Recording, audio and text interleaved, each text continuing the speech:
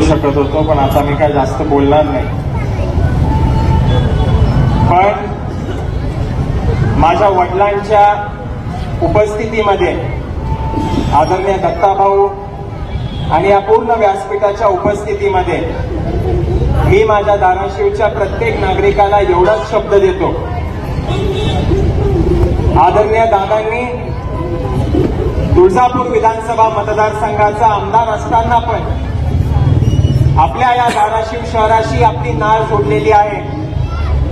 धाराशिव विधानसभेची सेवा करण्याचं संधी ही आदरणीय राणादादांना 2014 ते 19 मिळाली. आणि माझी विनंती माझ्या धाराशिवकरांना एवढीच आहे, 114 कोटीची आपल्याला मिळालेली निधी ही फक्त सुरुवात आहे. 114 कोटी रुपये ही एवढी मोठी निधी या शहराच्या प्रत्येक रस्त्याला चांगलं करण्यासाठी आपल्याला मिळालेली आहे. शहराचा कायापालट व्हावा, शहरामध्ये मोठ्या प्रमाणामध्ये विकास घडवून आणावा, रस्ते चांगले व्हावे, यासाठी आपण ती निधी आणली.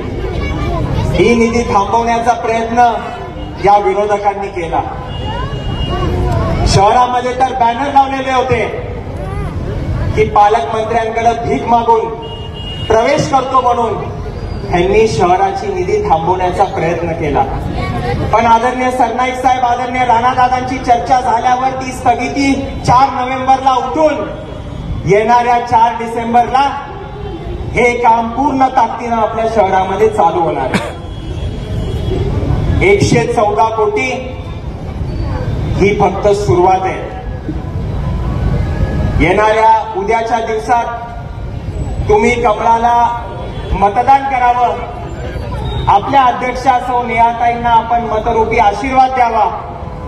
आपले सर्व नगरसेवक आपण पूर्ण ताकदीनं निवडून द्यावे. 114 कोटी तर सुरुवात आहे.